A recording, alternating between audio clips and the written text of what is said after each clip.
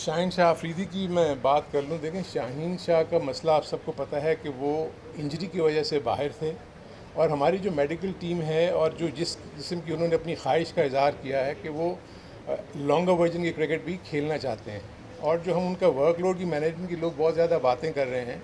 In fact उनका इस वक्त वर्कलोड बहुत कम है, उनको ज़्यादा ओवर्स करने हैं to get back to his prime fitness. So इसीलिए हम जो हैं शाहीन शाह को, आपने देखा होगा कि हमने अभी काउंटी से भी रिक्वेस्ट की है कि उसको 3 दिन का मैच खिलाएं before coming over here.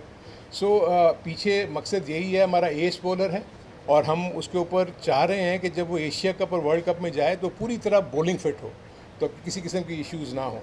I think वो अपनी फ़िटनेस को और अपनी बॉलिंग की फ़िटनेस को वो बरकरार रखते हुए नज़र आ रहे हैं हमें, और जिस तरीके से वो इंग्लैंड में भी परफॉर्म कर रहे हैं, और इंशाल्लाह यहाँ आकर भी जब वो कैंप को ज्वाइन करेंगे और वहाँ श्रीलंका जाएंगे तो इसलिए वो वहाँ पर बड़ी अच्छी कारकर्दगी दिखा सकते हैं। दूसरा आपने कहा कामरान गुलाम। देखिए, कामरान गुलाम हमारे लूप में है, हमारे थॉट प्रोसेस में है। सो अगर आप देखेंगे कि जब ये चीज़ें आगे चलती चली जाएंगी, आप देखेंगे हमारे पास जो इस वक्त जो बेस्ट लॉट है, इस वक्त हम कोशिश यही कर रहे हैं कि उस लॉट को लेकर जाएं जिन्होंने पाकिस्तान के लिए बड़ा अच्छा पीछे किया हुआ है, ताकि कंटिन्यूटी रहे, और उसके साथ साथ जो भी नए प्लेयर्स अगर अंदर आएंगे तो उनको भी हम साथ लेके रखेंगे। क्योंकि स्लॉट हमारे पास ओपनर्स हैं, उसके बाद मिडल ऑर्डर बैटिंग हमारी अच्छी खासी इस वक्त सेटल्ड है। तो इंशाल्लाह उनको कामरान गुलाम जैसे प्लेयर्स और जितने और फ्रेंच प्लेयर्स हैं उनको इंशाल्लाह मौके मिलते रहेंगे, और वो दूसरी टीमों में आप उनके नाम देखेंगे। अरुण भाई, इससे पहले न्यूजीलैंड का जो स्क्वाड हुआ था वहाँ पे भी स्क्वाड पे कोई इतने क्वेश्चंस मौजूद नहीं थे कि कोई डिजर्विंग प्लेयर रह गया हो। यहाँ पे भी हमें कुछ ऐसे ही नज़र आ रहा है। लेकिन सिलेक्शन कमेटी को लेके है कि एक सीरीज़ के बाद ही सिलेक्शन कमेटी जो है वो तब्दील कर दी गई है, और अभी जो सिलेक्शन कमेटी है उसमें हम देखें ज़्यादातर लोग ड्यूअल रोल में हैं। वो टीम के साथ भी अटैच्ड हैं, या अगर जो है वो टीम डायरेक्टर के रोल में है तो वो भी सिलेक्शन कमेटी में है। आप अकेले ऐसे एक चीफ हैं एज अ चीफ सेलेक्टर जो वहाँ पर मौजूद हैं, तो इसको आप किस तरह से देख रहे हैं? आई थिंक इसमें भी अगर आप थोड़ी फ़िलासफ़ी को देखेंगे तो आपको हमेशा से पता है कि जब भी कभी पाकिस्तान की टीम की सिलेक्शन होती थी तो हमेशा से एक डिस्कॉर्ड था कि कहते थे कि जी सिलेक्शन कमेटी और टीम मैनेजमेंट एक पेज पे नहीं है, सिलेक्शन कमेटी और कैप्टन एक पेज पे नहीं है।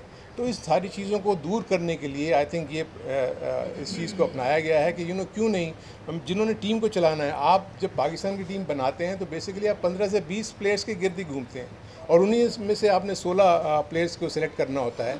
और जो लोग टीम के साथ होते हैं उनको बहुत ज़्यादा बेहतर तरीके से पता लग रहा होता है कि इसमें से कौन से ऐसे प्लेयर्स हैं जिन्होंने आगे जाना है, और कौन से ऐसे प्लेयर्स हैं जिनको हम अभी थोड़ा सा बिठा के दूसरे प्लेयर्स को मौका दें। तो इस वजह से ये जो मिक्स है ना, ये आपको पता लगेगा कि आइंदा चल के आप इसको बेनिफिट्स नज़र आएंगे। ऑलरेडी आपने देखा है कि जब से हम ये सिलेक्शन कमेटी आई है, आपने पहले कभी नहीं देखा था कि पाकिस्तान में रोटेशन का प्रोसेस था। अब हम हर प्लेयर को उसके मुताबिक इस्तेमाल कर रहे हैं, रिक्वायरमेंट के मुताबिक इस्तेमाल कर रहे हैं, उसकी फ़िज़िकल फ़िटनेस की कंडीशन को देखते हुए इस्तेमाल कर रहे हैं, रेस्ट भी उनको मिल रहा है और वो खेल भी रहे हैं। तो आई थिंक इस वजह से मैं समझता हूँ कि ये बड़ा अच्छा मिक्स है। अरुण भाई, आपने कहा रोटेशन पॉलिसी के तहत ये प्लेयर सेलेक्ट किए जा रहे हैं, जो यहाँ नहीं होंगे वो किसी और फॉर्मेट में आ जाएंगे। मोहम्मद वसीम को सिलेक्शन कमेटी से फारिग करके आपको और इस सेटअप को लाने का मकसद ये था कि हम ऑस्ट्रेलिया से होम सीरीज़ हारे, हम इंग्लैंड से हारे और हम न्यूजीलैंड से भी नहीं जीत सके थे। तो ये प्लेयर्स को अकोमोडेशन की बुनियाद के ऊपर सिलेक्ट किया जा रहा है, या पिछले जो होम सीरीज़ में हमारे साथ हुआ है उसको देख के आगे टीमें बनाई जा रही हैं? नहीं, ऐसा कोई चीज़ नहीं है। देखिए, इनफैक्ट होता यह है कि ऑन द गिवन डे आपको पता होना चाहिए कि आपके पास जो लॉट है कौन करंट फॉर्म में है, उसकी फ़िटनेस उस मयार के मुताबिक है कि हम उसको मौका दें। कई ऐसे प्लेयर्स भी होते हैं कि जो अगर फॉर इंस्टेंस अगर किसी सीरीज़ में खेले हैं, वो कामयाब नहीं हुए या कामयाब हुए हैं, पता लगा उनके फ़िटनेस लेवल्स गिर गए हैं। सो ये वो सारी चीज़ें जब हम उसको एवेल्यूएट करते हैं उसके बाद जाके हम स्क्वाड की फॉर्मेशन करते हैं। रोटेशन पॉलिसी और रोटेशन पॉलिसी कहना कि जो 8 टेस्ट मैचेस का डिबैकल है उसको नजर रखा गया, या रोटेशन नहीं, पॉलिसी देखिए वो डेफिनेटली पुरानी चीज़ों के जो रिजल्ट्स हैं वो तो आप सामने रखेंगे ना। जो आप रोटेशन पॉलिसी की बात करें कि रोटेशन पॉलिसी है क्या, कि आपने प्लेयर्स के वर्कलोड को देखते हुए किसी प्लेयर को बेंच पे बिठाना है और किसी को लेकर आना है। उसको इस वजह से आप नहीं बाहर बिठाते कि वो आउट ऑफ फॉर्म है या ऐसे है। सो इसलिए रोटेशन पॉलिसी को समझने की ज़रूरत यह है कि वो इसलिए लाते हैं कि प्लेयर का जो वर्कलोड है उसको मैनेज किया जाए, जहाँ उसको ज़रूरत है रेस्ट करने की उसको रेस्ट करवाया जाए, और जहाँ ज़रूरत ना हो हम उसको खिलाएँ, और मुसलसल भी खिलाते रहते हैं। तो ये वो चीज़ें हैं जो जिसका आप सवाल कर रहे हैं।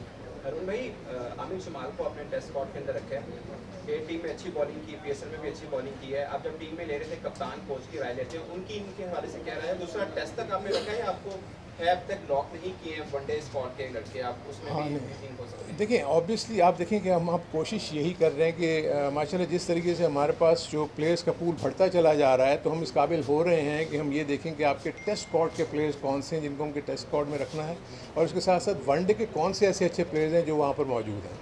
तो आई थिंक ये बड़ा अच्छा मिक्स होता हुआ नज़र आ रहा है। आमिर, अगर आप जमाल की बात कर रहे हैं, अगर उसके पिछले 2-3 सीज़न उठा के देखें तो उसने बहुत ही आउटस्टैंडिंग परफॉर्मेंस दी है। फिर अभी वो पाकिस्तान शाहीन के साथ गए थे, वहाँ उन्होंने आउटस्टैंडिंग परफॉर्मेंस दी है। तो आई फील कि जो करंट फॉर्म में है, उसकी फिटनेस भी अच्छी है, तो क्यों ना ऐसे प्लेयर को उस माहौल में लाया जाए जो कि पाकिस्तान की टीम का माहौल है। होता यह है कि हमारा जो नेशनल लेवल के ऊपर हमारी डोमेस्टिक क्रिकेट और इंटरनेशनल क्रिकेट में ऐसे सबको पता है कि बहुत बड़ा खला है।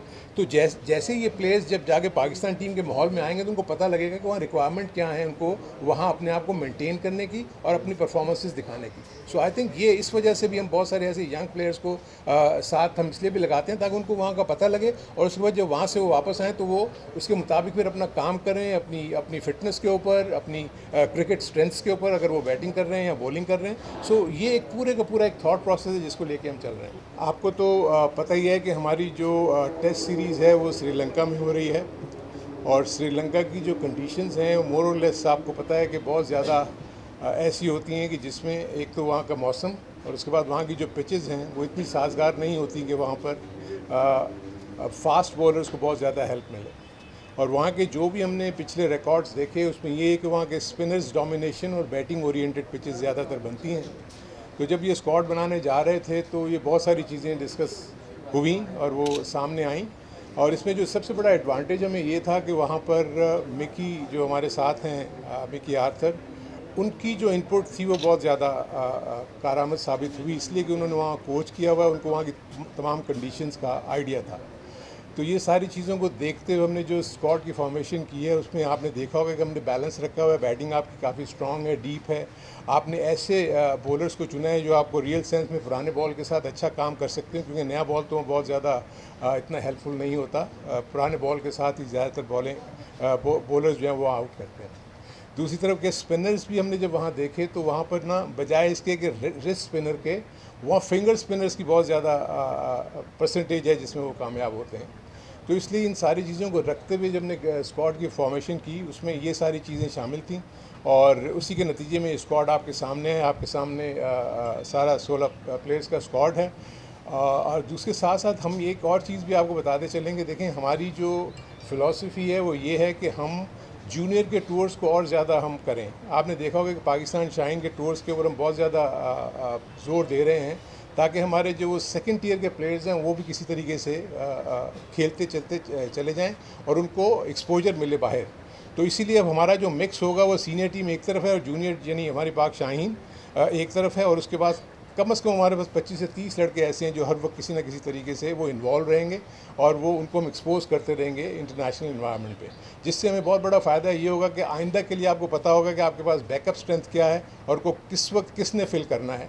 तो इसलिए आप बहुत सारी चीज़ें ऐसे देखेंगे कि कोई अगर एक प्लेयर किसी एक स्क्वाड में नहीं है तो दूसरे स्क्वाड में आपको वो नज़र आएगा। उसका रीज़न ये है कि हम दोनों को साथ साथ लेते हुए चलेंगे, क्योंकि आगे जाके आपने देखना है कि एशियन इमर्जिंग कप भी हो रहा है और उसके अलावा और बहुत सारे टूर हमारे पाइपलाइन में हैं। जैसे ही वो फाइनलाइज हो जाएंगे तो जूनियर टीम के टूर्स भी बहुत ज़्यादा बढ़ते चले जाएंगे। तो ये वो चीज़ें थी जिसकी बिना पर मैं बात कर रहा था। अब आपके सवालात ले लेता हूँ।